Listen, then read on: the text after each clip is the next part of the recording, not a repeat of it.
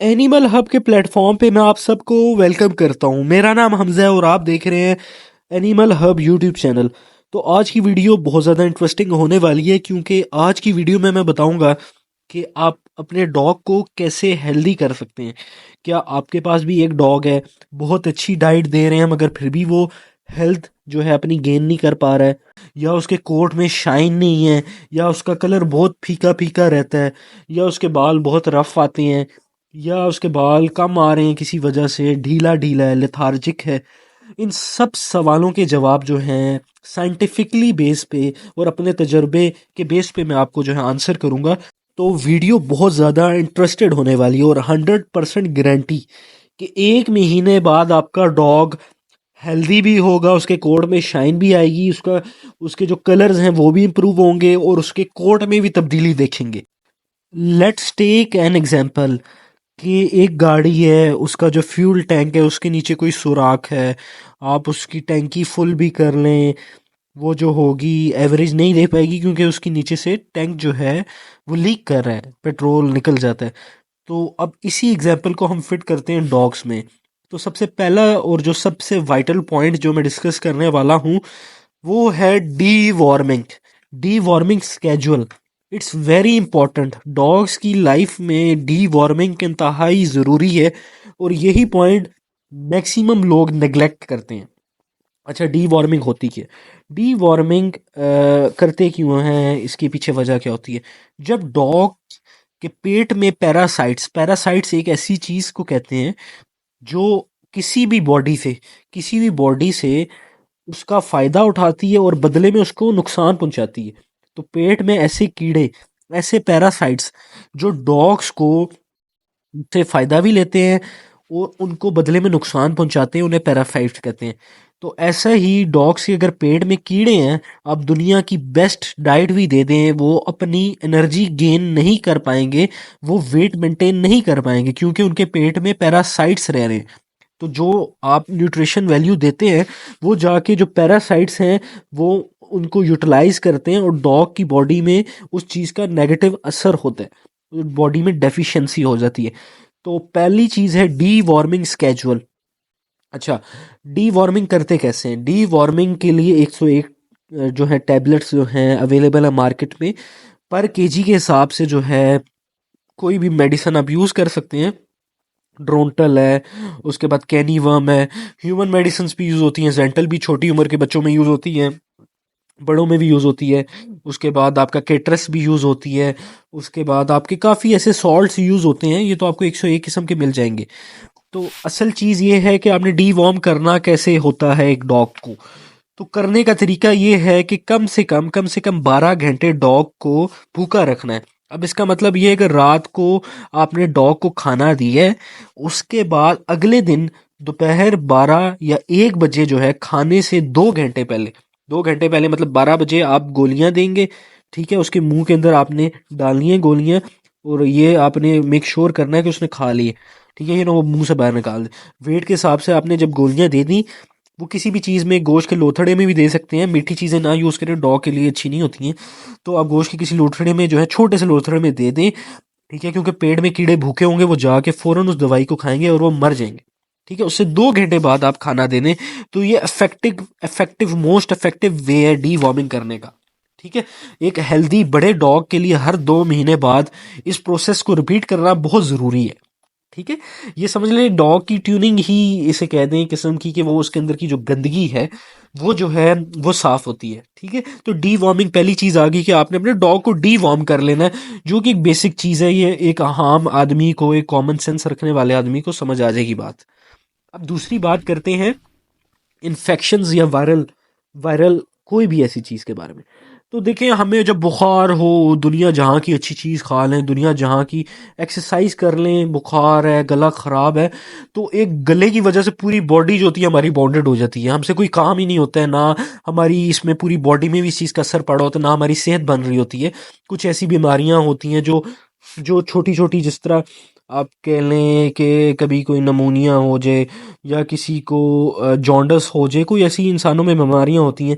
तो ऐसे डॉग में अगर कोई छोटी सी बीमारी है तो जो मर्जी कर लें, एक्सरसाइज दे दें ज़बरदस्ती, या उसे अच्छी डाइट दे दें, वो हेल्थ कैसे गेन करेगा।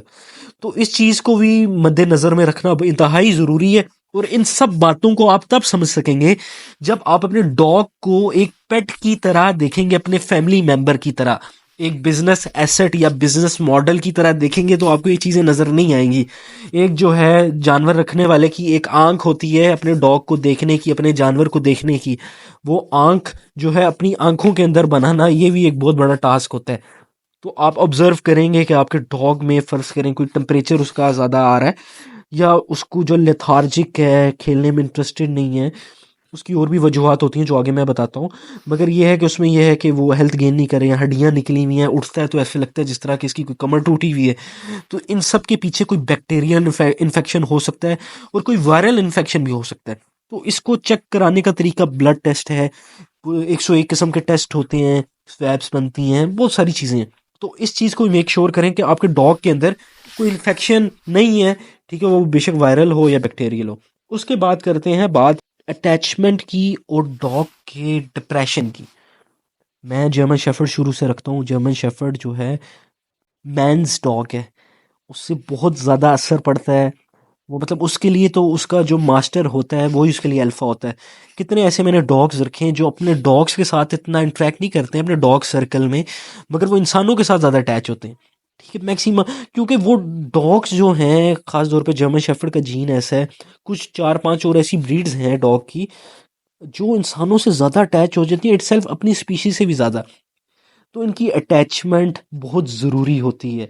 और इस अटैचमेंट को जो है बरकरार आप कैसे रखते हैं, ट्रीट्स दे के, इनकी ट्रेनिंग करके, इन्हें टाइम दे के।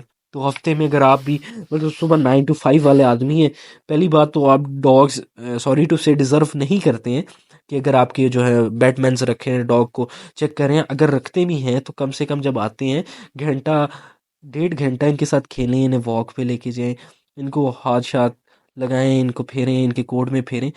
तो फिर इनसे ये होगा कि इनके साथ आपकी अटैचमेंट डेवलप होगी जो इन्हें इमोशनली स्ट्रॉन्ग करेगी। देखिए हम लोग जब डिप्रेशन में चले जाते हैं, जब हमारी ज़िंदगी में ऐसे फेजेस आते हैं लोगों की वजह से, तो हम लोगों का खाने से दिल उठ जाता है, हमारी सेहत उल्टा डिप्रेशन की वजह से हमारा वेट लूज़ हो जाता है।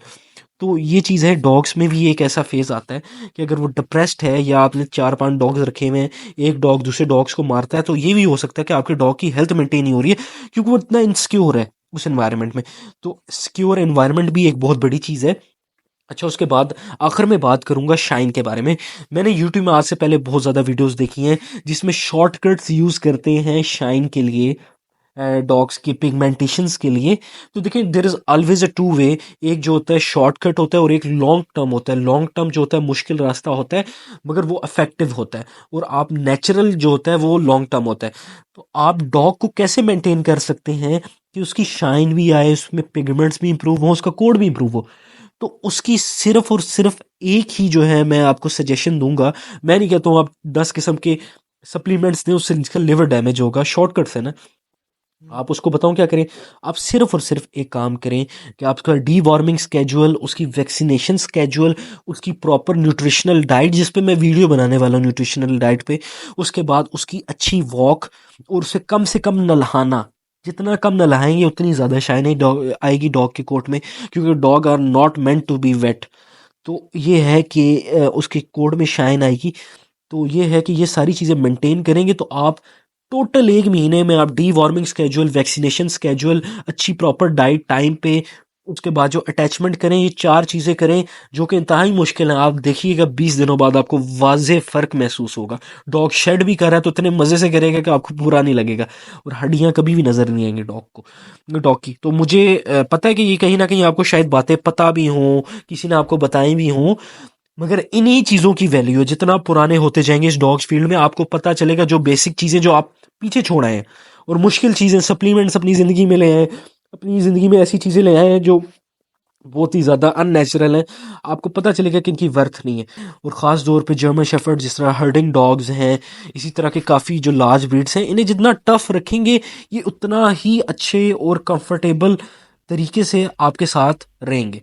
तो ये थी एक छोटी सी वीडियो। इंशाल्लाह नेक्स्ट वीडियो में बात करूंगा जो 2024 के अगला साल है वो जर्मन शेफर्ड्स के लिए या और ब्रीड्स के लिए कैसा है। बहुत शुक्रिया।